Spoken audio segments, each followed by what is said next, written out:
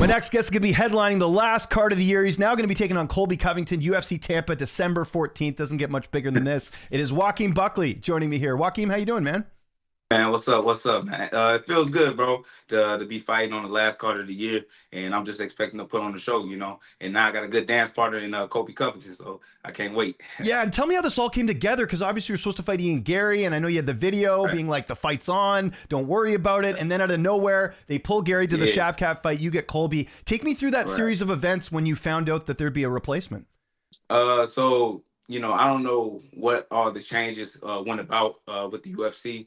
But obviously, man, when I seen that news, the rumors was going around on social media. I'm like, nah, bro, that can't be happening because I didn't sign my battle agreement and everything. So I just thought, why not go ahead and make that post real quick just to let people know that the fight is still on. But then, before we knew it, Dana White came out with that announcement like, nah, yeah, we got the two undefeated kids, fighting with each other. But then I also got a call from Hunter, saying they had a great opportunity for me to fight Colby Covington. So they just made a switch up. Why did they make a switch up?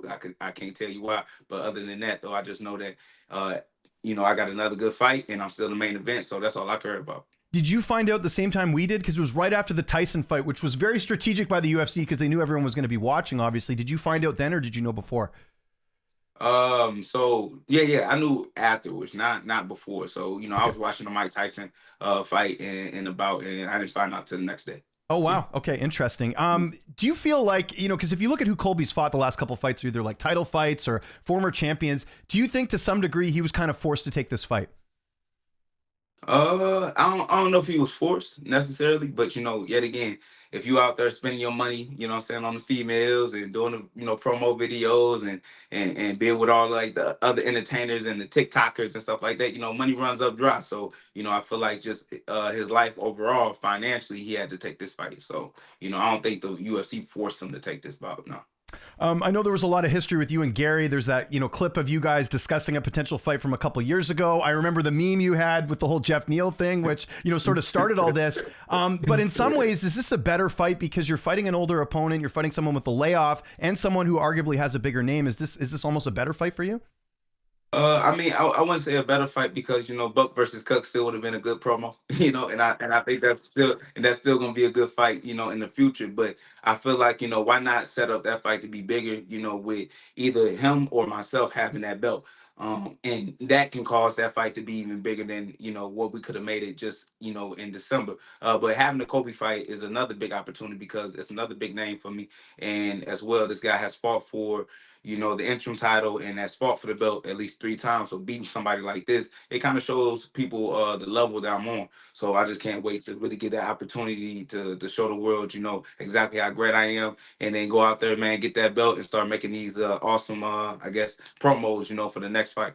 How much of an adjustment has it been going from Garry to Colby? They're obviously different fighters. Has there been much of a switch up in preparation and all that? Well, to a certain degree it has. But I've been working with St. Charles MMA for the Nice. upcoming bout that I have with Colby Covington. And we were starting off with Garry, obviously. But yet again, St. Charles MMA has a lot of great guys like Lucas Clay, Davion, and I've been working with Mike Rogers and Jeff Henry, and as well, my man Tyron Woodley popped in a couple Oh, times, cool. and gave me a couple good pointers. So yet again, I got some good minds and some good bodies around me to make sure that I'm prepared for this fight. That's great. And obviously, Woodley fought Colby, so there's some good insight. And again, I know you guys are a bit different, but still, that must be like a nice asset to have in the camp, having Woodley there. How long has he been in camp with you? He'll do pop-ups, you know what I mean? But any word of advice that I can get from Tyron Woodley, we definitely use it for the for the preparation of this fight. Because yet again, he's been in there with Colby Covington. He knows his antics and the mistakes that Woodley may have made, he can, fine-tune and kind of make some adjustments in my game where we can be successful. Obviously 5-round fight, you knew that well before, so I imagine training's a bit different just because you're not having to do 3 and you're used to putting guys out early, so I imagine you got to kind of pace yourself a little bit in case it does go 5 rounds.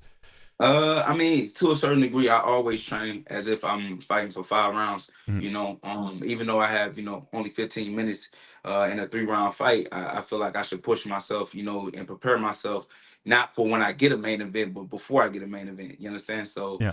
yeah, we train hard. We train, pretty extensive, anytime that we, working out. So I feel like I'm not gonna have any problems fighting that, for 25 minutes. And just to clarify, the whole camp's been at home base at St. Cloud, or did you? Because I know sometimes you train in Michigan. You obviously train a bit in Vegas as well. Was everything at home for this camp? Everything was at home for this camp for the past 3 fights. Oh, okay, gotcha. Against India, yeah, in Okay, St. cool. Louis. Yeah, just making sure because I remember I saw you in Vegas. This was I forget when you were at Jamahal. I think you guys you were out there, and I know you done a bit of training out there. So I was like finding out what the camp's like. So that makes sense. With that said, who's going to be in your corner for this fight? Who will be in the cage with you? So I got a couple guys. This is, the most I, had, because yet again it's a main event, so we get an additional corner, which is awesome. But right now I have my brother Edric Dillard, who I built the solid foundation with. And as well I have my boxing coach Reggie Thomas. We have Jeff Henry from St. Charles MMA. Also have my mobility coach and health and wellness, Travis Brown, in my corner. And then we got a couple extra guys like Alex O'Toole, who does all my video work for my YouTube channel, Joaquin Buckley Official. You guys can go follow and subscribe that. But yeah, we got a big team, and I feel like it's all necessary yet again to where we headed to. So yeah. And just to clarify, not that Travis Brown is married to Ronda Rousey, I'm assuming, right? Nah, not that. just making sure. I didn't think so. I don't think he got into that line of work after his fighting career. So there we go. I think most people, if they're picking you to win or whatever, know how this fight's probably going to play out. How do you see the fight unfolding? Obviously, Colby's got great cardio. He's tough to finish, but he has been knocked out too, right? Right. Well, he will argue that he wasn't knocked out, that he wasn't finished, and he right, he wasn't finished, he wasn't knocked out unconscious. I really feel like for me though, in the style that I bring, we're two type of fighters that want to take the middle of the cage or take the center of the cage and really kind of oppose our will. So we're gonna figure out, who does the best job at that, and figure out, yet again, who makes it to the judges card or who doesn't, because yet again, I hate going to the judges, man. My biggest thing is I always want to get the finish. I'm always looking for the finish, and I'm always fighting hard to get the finish. So yeah, we'll see. Are you a bit disappointed this isn't a pay-per-view? Because like we would get some good back and forth, I'm sure, at like a presser or anything like that leading into the fight. Because I'm sure he's going to talk some trash too, right? Well, it don't make any sense to be a pay-per-view right now because there ain't no belt on the line. Right. No, good point. Good point. I'm just saying for the fans, the build-up would be great with you two going back and forth. Right? Yeah, most definitely. But I feel like the build-up even bigger for the Ian Garry. So that's why I don't mind the Colby Covington fight, being just a main event yet again and just a 5-rounder and letting people see exactly, what my potential is, not just as an athlete, in the cage, but also outside of the cage. And yet again, putting on that show and being entertainer for the fans. Yeah. So I mentioned the switch up in fights. Garry is now fighting Shavkat Rakhmonov. I got to get your take on that fight. Who do you think wins that? Funny enough, man, a lot of people not going to believe me, but I think Ian Garry is gonna win, by the skin of his teeth, just like the rest of his wins that he had, whether that's with MVP or with Jeff Neal. He does a good job of staying safe and surviving. And if you don't have the feet to kind of hunt down guys like that, where they're constantly moving and they're constantly evading, and you set up traps, obviously, yet again, you're not going to be able to land those power shots. With Shavkat, he just stands up, he waits on guys too much, and yet again, you have two guys that are willing to fight and get into the fire. If you get in the fire with Shavkat, you're gonna get burned. But I don't see Ian Garry, running into that burning house. So he's gonna try to, flee and invade the whole time. And I can see Ian Garry getting his hand raised by decision. And most likely the winner of that fight's going to fight Belal. How do you think the winner of that, in this case Ian Garry, would do against Belal? Because it seems like the winner of that's going to fight for the title next. I don't think Ian Garry would do so well against the style of Belal, because Belal know how to hunt, and he'll be able to push Ian Garry up against the cage, man, and make some things happen. And so, yet again, there's levels to all of this. Main event, big fight. You're fighting Colby. That holds a lot of value in the weight class. A finish, especially in this fight, that's got to put you right near the top. If not, depending on timing, maybe you could sneak into a title shot. Is that something that sort of crossed your mind about this opportunity? It definitely has crossed my mind. I really feel like it wouldn't be even no arguments, once I go out there and put on a dominant performance on Colby Covington, right? It's just like, yet again, it's why not give me an opportunity to fight for the title? And it's gonna be fun to watch.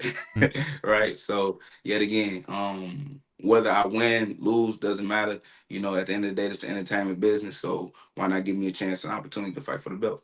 Do you hope at some point they do rebook the fight with you and Garry? Because like I said, there was a good build up to this. Are you kind of hoping eventually you two will cross paths maybe for the title someday? Did again. I think that's the only way it kind of makes sense, in my personal opinion, because that's the biggest buildup. Now that this fight has been paused, it's all good. I feel like it gives it more momentum and more drive for people to want to watch it. But why not watch it when we got the most at stake? And I feel like yet again, even though Ian, I feel like is not able to beat Belal, I believe that I have the best chances of beating the current champ, Belal Muhammad. We didn't train together and everything, but that's not the reason why I feel like I can beat him. I just feel like there's so many other tools that I have that can actually, give Belal a lot of difficulties. Then after I win that belt, then we can give Ian a shot at that title. And I imagine, is this because this is a main event and a really big fight for you? Is this part of a new contract, or I imagine you at least got a little pay bump for doing the 5 rounds, right? Yeah, something like that.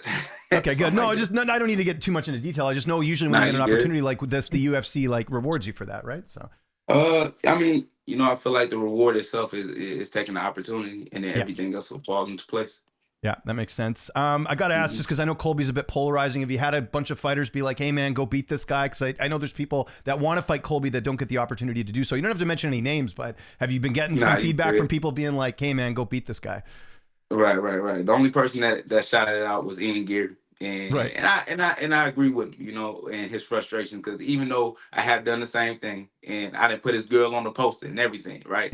I took the opportunity once the fight was given to me to take the fight, right? You can't talk crazy, you can't talk reckless and not show up for the things that you say. And for Colby to be out here, and regardless if we know it's an act or not, like you got to pay for the words that you say. And I really believe that with Colby Covington, he should have took this fight with Ian Garry when I believe it was offered, but he never did. But regardless of that fact, Ian Garry definitely gave me a shout out to really go knock Colby Covington out, and we'll see each other later. So yeah, shout out to Ian Garry for that.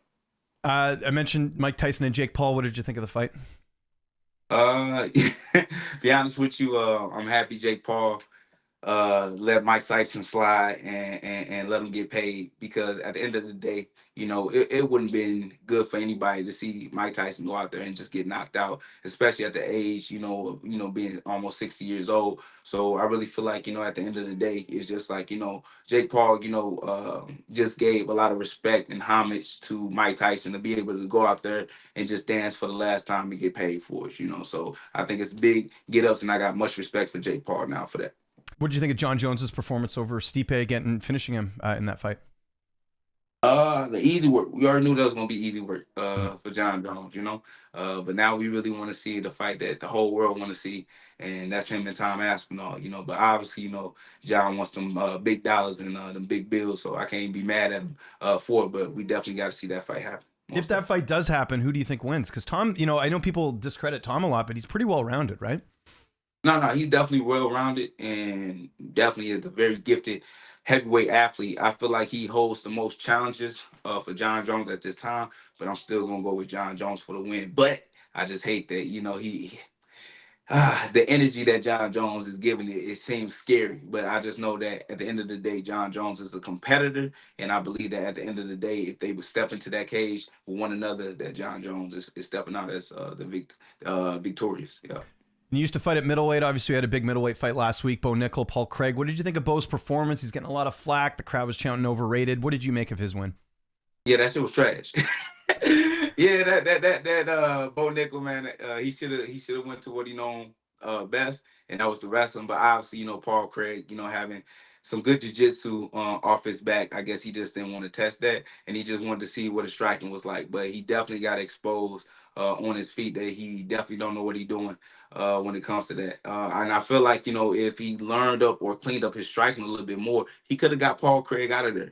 He could have knocked out Paul Craig, but it is what it is. He still got room to grow, and I feel like there's a lot of things that he needs to mature on before he try to fight some of the best guys in the world. That's just my opinion. Switching gears a little bit, you and I have a mutual friend, Jesse Finney. I know you fought for Shamrock back in the day. I know you're proud to be from Missouri. There's been a lot of good fighters that have come out of there, including yourself, Johnny Eblin. What does it mean to kind of represent that? And also, you got some, you fought some tough competition on the come up even before you got in the UFC. Like, I don't think people remember you fought Logan Storley in Bellator. Like, you've been in there with some of the best. How much did that sort of prepare you when you did get in the UFC? I think all of it prepared me, from, just where I trained at Finney's MMA, from, fighting on Shamrock, and then, having those, matchups in Bellator, like with Chris Heatherly, who was a UFC vet, That's right. and Yeah. then fighting a person like, Logan Storley. I feel like all these things have prepared me for where I am today. So, I'm just blessed to have experienced all of this. And now that I'm here, we just gonna, take off. My last question, what do people not know about Jamahal Hill? I know you guys are good friends. I know Jamahal, because of the Pereira fight, obviously he's getting a lot of flack, but I like how Jamal's just kind of playing with it, where he's just like, kind of chiming back, doing the yawning and all that stuff. What's something about Jamahal that maybe we don't know? Because you know him pretty well. I mean, he's the type of guy that has self-belief, you know what I mean, Mhm. and self-confidence, and a lot of people they look at that as being delusional, or just being arrogant. But at the end of the day, it's just like, if you're not in this business and you do not believe in yourself, or you don't believe that you can be the best in the world, there ain't no reason to do this sport, so I think a lot of people just a little confused on Jamahal, because me and Jamahal, we got the same, mentality and the same character when it comes to that, so yeah, I believe that a lot of people think that Jamahal is just talking and just chirping, but he really believes that, he can beat either Alex Pereira or anybody that's, that's holding that title. And I know he can, so yet again, you got to always have self-belief and always work towards that, what I mean, and prove people wrong. It's UFC Tampa, December 14th. This guy right here is going to be fighting Colby Covington in the main event. Joaquin, this was great, man. If there's anyone you want to thank before we get out of here, any sponsors, any social media you want to mention, and your YouTube channel, they got to go subscribe to that. Let people know. Yeah, man, appreciate you. Yeah, just mainly right now, just the YouTube channel, Joaquin Buckley Official. Make sure y'all go subscribe to that. Also, I got my Solid Foundation merch that you guys can get online on the solidfoundationstore.com. And as well, my Brick Brother podcast that I got with my brother Edric Dillard, definitely go subscribe to that as well. But yeah, man, we're working towards great things, and I'm excited for what's to come. And obviously, definitely come check out my fight in Tampa, Florida, December 14th, man, and see me knock out the boy Colby Covington himself, man, and get him up out of there.